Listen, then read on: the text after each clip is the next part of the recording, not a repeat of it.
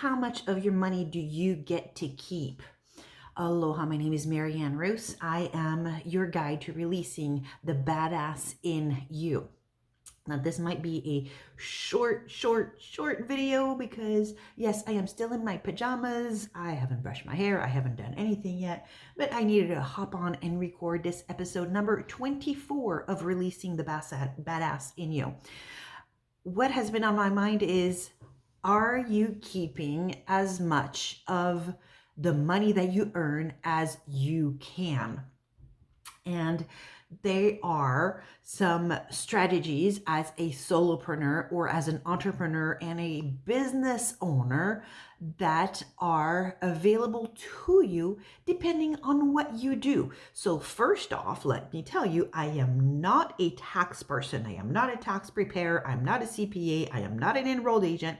I am simply sharing some information with you so that you can connect with who does your taxes and you can ask questions. And it is important to ask questions because guess what? I fired my CPA because I had learned more than he was telling me. I took a course. I took a course. I know I took a course. It was not to learn how to do my own taxes, but I took a course that was a tax course for entrepreneurs that do network marketing. And why did I take that course? I took that course because I wanted to understand how things work. I want to understand how to properly document what needs to be documented because, yes, if the tax entities want to see your paperwork, you need to have it documented. You can't just pull it out of your BUTT. Yeah, I heard that one the other day, and where somebody gave a number and they were asked, "Where did you get that figure?" And she literally responded, "I pulled it out of my BUTT." So don't do that. Don't pull things out of your BUTT. With that said, I took that course and it was, like I said, not to do taxes for people and not to know all the ins and outs of the tax code because it keeps on changing, by the way. So every year things are going to be a little different.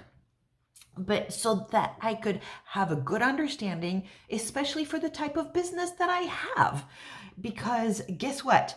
I started asking questions to my CPA, and then he was like, "Oh, yeah, you can.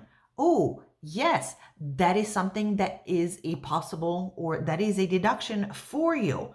Well, dude, how come didn't you tell me that before for all these years, right? And because I ended up learning things that my CPA was not telling me, I fired him. I was upset. And then on top of that, I was finding errors. And this is a tax preparer, an office that has been doing taxes for eons. It's like one of the old guys in town type of thing.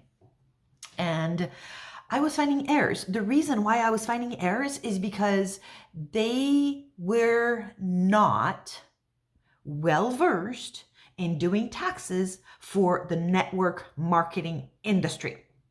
So it is very important that whoever does your taxes, that they're well versed in the network marketing industry, if that's the industry you're in. And if you're watching, most likely that is the industry that you're in or the industry that you're looking to be in.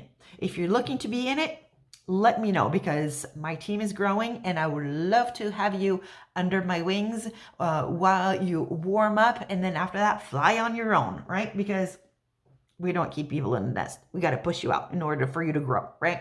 That's how it goes.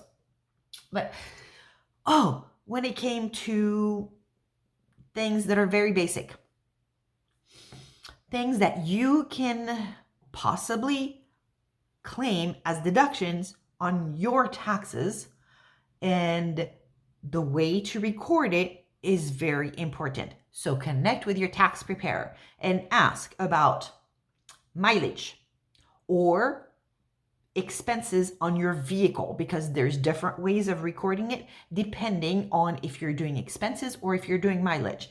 If you're doing mileage, there's an app that I love using that it pays for itself, because it's like $10 a month, or it's like around $10 a month. But if you pay for the whole year, you get a discount, that kind of thing. And it pays for itself. Oh my goodness. It is very simple to use on top of that.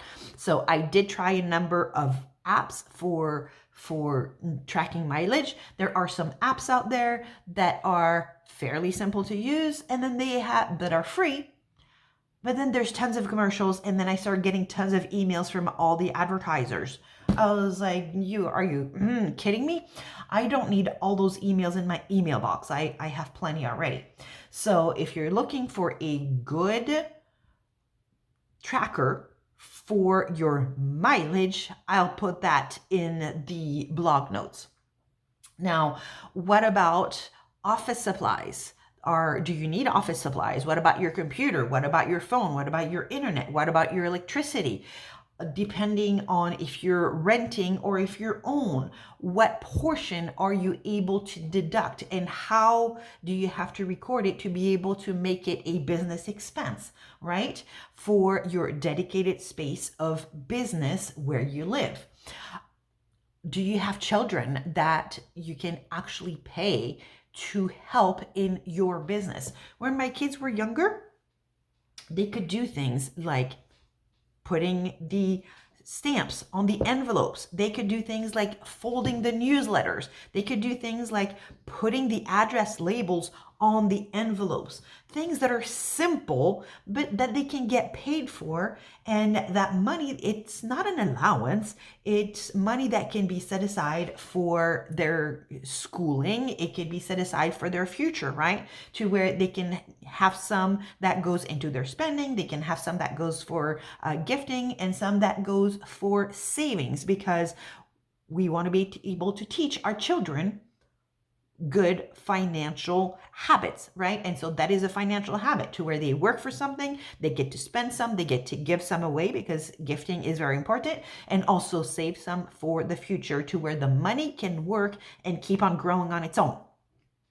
So I just talked about some of the expenses. Sometimes expenses are even the products or services that you offer can be a deduction. It all depends on what it is. So talk to your CPA or your EA. For me, I work with an EA, which is an enrolled agent, which is well versed in the network marketing industry. And if you're looking for an EA to work with you in network marketing for your business, so not to work in your business, but to do your taxes, let me know, because mine is by referral only.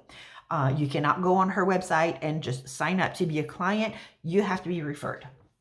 Let's see, what kind of deductions? Meals, networking meals when you go networking breakfasts, right? Or continuing education. There are so many items that can possibly be deductions in your business, and so many times those are forgotten. So I will, you know what? Here's what I'll do. I will give you a list of potential deductions, of things to ask the person that does your taxes, because guess what? A CPA technically is not supposed to give you advice on possible deductions, but an EA can. An EA, an enrolled agent, can give you suggestions and recommendations. A CPA is not supposed to. So that is one more reason to go with an enrolled agent. But I will give you a list, just free to download, of possible items that could be deductions for you, so that you can ask your tax preparer, because there is so much money that leaves people's pockets simply because they don't know which deductions are available to them. And when you connect with your tax preparer, with your tax person, for the ones that apply to you, ask them, what is the proper way to keep track of that? And that way you will have the right documentation, and you will maximize what are the items that can be deductions for you so that you can maximize how much you keep while you still pay the taxes that you need to pay. Because I am not saying don't pay taxes. I'm just saying pay only what you actually need to. So if you are able to deduct mileage, then deduct the mileage, right? If you are able to deduct continuing education, then deduct the continuing education. So I'm going to get off my high horse here and get back to what I was going to be doing this morning. So until next time, toodle pip, ahuio, be sure to go to the link that is right down here where I will go ahead and put that list for you of things that are potential deductions. That way you can connect with your tax preparer to save as much as you can on taxes and keep as much as possible in your wallet, because I'm sure you are working for your money and you have already that money that you want to spend on certain things, right? Maybe it's continuing education. Maybe you want to buy a home. Maybe it is to have your money work for you and grow so that you can purchase income property. Or maybe it's to take a vacation. Maybe you want to pay off debt. If you want to pay off debt, wouldn't it help to be able to keep more of what you earn, right? So one more time, I'm done. All right, till next time, ahui ho. Thank you for hopping on and watching episode number 24 of Releasing the Badass in You. And I will see you next time for the next episode. Toodaloo.